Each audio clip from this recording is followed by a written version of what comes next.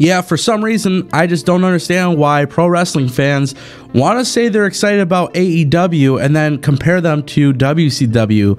I mean, it's 2019 and WCW is no longer with us. It just doesn't make sense. Hey everybody, welcome back to Destination Pro Wrestling. My name is Tony, and today we got a lot of things to cover because pro wrestling is on fire. It's January 16th, 2019, and we got a list of topics that we're going to go over. As you guys can imagine, this is a new format, so I want to open this up by telling you guys about a contest. I want to name this show. I'm going to be bringing these videos on a daily basis, and I want to have a name and a brand, and that's why I'm going to let you guys decide. So the comment with the best show name for this daily show, I'm gonna hook you guys up with free Destination Pro Wrestling merchandise. Got some hats, some shirts. I'm gonna hook you guys up for free. And with that being said, guys, I'm not gonna waste any time. Let's just talk about it. Let's dive in. Topic number one: All Elite Wrestling and its TV deal. And very specifically, we've been talking about the TV deal, but we haven't talked about the specific TV show. So today we're going to talk about the TV show Tuesday Night Dynamite. According to recent trademarks, AEW has ownership on Tuesday Night Dynamite, which is really interesting because it sort of reminds me of that one show that's no longer here. Yeah, I think you guys get the point. So yeah, Tuesday Night Dynamite is an actual interesting name, but what's more interesting about Tuesday Night Dynamite is the fact that AEW plans on having the show on Tuesdays. The reason why this is actually really important, and I will give them kudos, this is a good move because WWE will be moving Smackdown to Friday nights, and there is no TV options on Tuesday. A lot of people say that I like to watch too much wrestling. So I do like to watch too much wrestling, and nothing is worse than when you watch 3 hours of Raw, 2 hours of SmackDown, 1 hour of NXT UK, 1 hour of NXT 205 Live for another hour, and then on top of that, you watch another 2-hour episode of Impact Wrestling. So that's a lot of wrestling to consume on a weekly basis, and there's plenty more, but none of this no longer will take place on Tuesdays. So this is actually a really, really good move by All Elite Wrestling. But what's really interesting is where this show ends up. Now, recently, it's been rumored that AEW could potentially be signing with TNT or TBS. And as appealing as that is, there's also been conversations of them doing stuff through the Bleacher Report app that you'll have to pay money for. I don't know if that's really a good idea, but hopefully that's not the case here.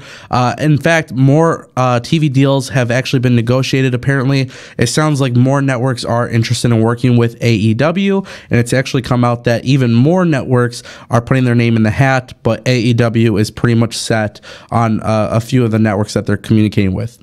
I don't know how I feel about WGN. I sure as hell don't like the idea of HBO or Vice or True TV. I think TNT or TBS, being the big networks they are, I mean, guys, it's not a joke at this point. WWE is the giant. If you're going to have programming anywhere else, you got to go to a network with a very, very big following. And of course, with TNT and TBS, you have sports, you have shows. I mean, you get a mixture of both. So this could very well be a good situation for AEW, especially when they're talking about more of a professional wrestling show, not your typical entertainment, girls backstage covering up their clothes with an intern walking in on you, that type of thing.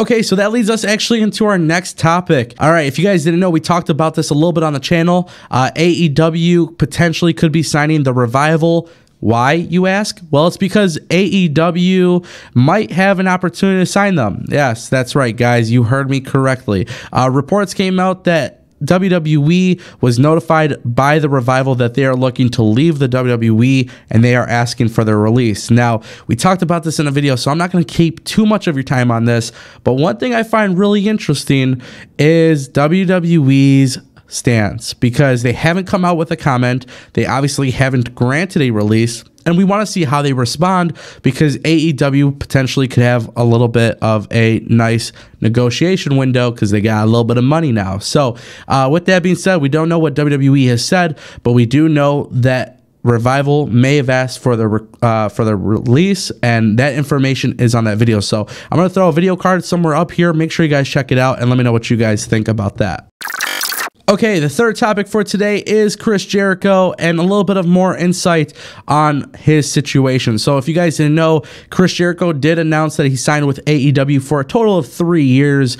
He won't be leaving them until 2022. But what's actually really interesting is Jericho came out specifically talking about his experience negotiating with WWE and, surprisingly, Impact Wrestling. Now, we know there actually is a relationship between Don Callis and Chris Jericho and Scott D'Amore, so it sounds like for a while it was possible Chris Jericho was going to show up. If you guys don't remember, a lot of people thought he might show up for Bound for Glory, Slammiversary, Homecoming. I mean, this is a pretty regular rumor for Impact Wrestling. So it was really interesting to hear Chris Jericho talk about this specifically. But one of the things that he mentioned was how great of an offer Impact actually made to him. So if this is in fact accurate and true, this is actually really cool because for the longest time, Impact Wrestling has been known as the company to not really throw money, and that is actually a really good thing when you think about a guy like Chris Jericho, because Impact Wrestling is definitely growing. Chris Jericho would have brought some really good veteranship to the squad, and on top of that, we could have seen some awesome matches between him and Sami Callihan. In fact, Chris Jericho even mentioned that Impact mentioned a feud between him, Callihan, Brian Cage, Johnny Impact, and surprisingly, Jericho actually wanted a feud with Rich Swann. So that was actually pretty cool. I think we're at a situation, guys. WWE is not the end-all be-all. I like to support WWE. I know a lot of people like to support WWE, but there's other companies out there. And when I watch Impact Wrestling, yeah, the production is not as good as it was in 2007 or 2010, but Impact Wrestling has definitely improved, and on a story, creative, on an aspect like that, they have absolutely killed it this past year. They've done way better than a lot of people expected them to, and I would say for the most part, they've been more consistent than WWE when it comes to telling a story, and that's actually really, really hard to come by because Impact was known for dropping storylines and not really giving a shit about their product, and that completely changed with this new ownership. So kudos to Impact. Thank you guys for trying to take care of Chris Jericho, which actually this is really exciting though, because I do want to mention this. If you guys didn't know, it is reported that Chris Jericho will be able to work with New Japan, and Chris Jericho will be able to do the Jericho Cruise. So AEW will give him that freedom. There are rumors of AEW working with Impact, so what's making me really, really excited about this is the fact that we still may be able to see some of these matches happen at some point in a pro wrestling ring. And Sami Callihan, Chris Jericho, I mean, guys, that might be match of the year candidate, and it can always happen anytime. You just don't know. But when we do know, we'll let you guys know here on the channel.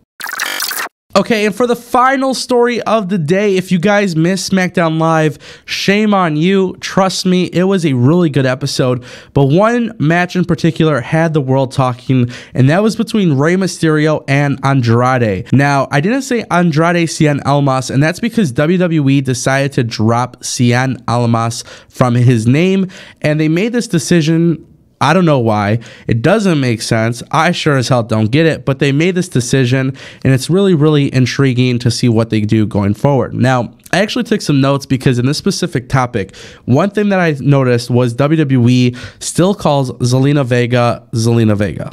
And I feel like right now we're at a situation where WWE might be pulling a Mike and Maria Kanellis thing here. I don't know, it doesn't really make sense to me, but if you guys didn't know, Mike Kanellis, Maria Kanellis, they share the same last name, even though Mike used to be Mike Bennett.